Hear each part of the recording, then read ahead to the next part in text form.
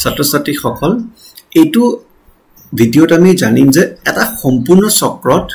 গড় প্ৰবাহ নাইবা গড় বিভৱ কিমান হয় ধৰি লোৱা যে I = I naught sin omega t হল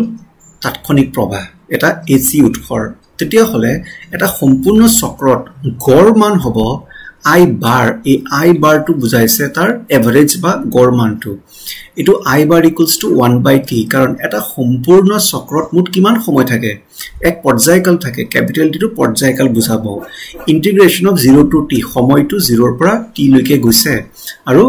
প্ৰতিটো প্ৰবাহৰ আমি প্ৰতিটো মান লম হিবিলাকক যোগ কৰি দিম আৰু হেতু হৰণ কৰি দিম কিমান ইয়াৰ পৰা ইয়ালৈকে মুঠ সময় কিমান আছে ক্যাপিটাল টি য'ত t হ'ব 2π/ω যেটো পৰ্যায়কাল এটো ক্লাস 11 ত পোৱা গৈছে তেতিয়া I bar = 1/t যেহেতু I ৰ মানটো এই I naught sin omega t লোৱা হৈছিল এটা বহাই দিয়া হল I naught টো কনস্ট্যান্ট বাহিৰত থাকিলে integration of sin omega t dt limit to 0 to t থাকিলে যদি আমি sin omega t dt যদি integration কৰো আমি পাও 1/ω minus cos omega t এটা লিমিটস বোৰ বহুৱাবলৈ যাও তেতিয়া হলে এইফালে মাইনাস টো ইয়াত দিয়া হল I naught by omega t দিয়া হল cos omega capital T to small t জায়গাত আহিলে মাইনাস টো কম্পালসৰি দিব লাগিব cos 0 ডিগ্ৰী এটো omega t জায়গাত 0 বহুৱা হল আমি জানো cos 0 ডিগ্ৰীৰ ভ্যালুটো 1 হয়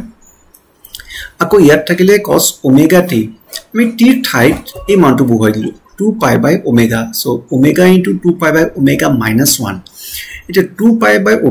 লগত omega আছে omega কটা যাব থাকি যাব cos 2π minus 1 cos 2π মানে হল 1 আৰু এইফালেটো 1 টা আগৰ পৰা আছে ব্ৰেকেটৰ ভিতৰত 1 minus 1 মানে সম্পূৰ্ণটো 0 হ'বগে গতিকে এচিৰ সম্পূৰ্ণ চক্ৰৰ গড় বিদ্যুৎ প্ৰবাহ শূন্য হ'ব মন কৰা প্ৰতিটো মানৰ গড় বৰ্গৰ বৰ্গমূলৰ কথা কোৱা নাই ইয়াতে straight forward প্ৰবাহ বিলাকৰ মান আৰু সেই মানবোৰ লৈ যেটো গড় মান উলাইছো সেইটোৰ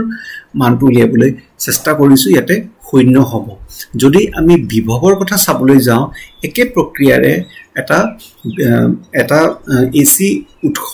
উৎসত গড় বৰ্গৰ বৰ্গমূল বিভৱ মানু শূন্য হ'ব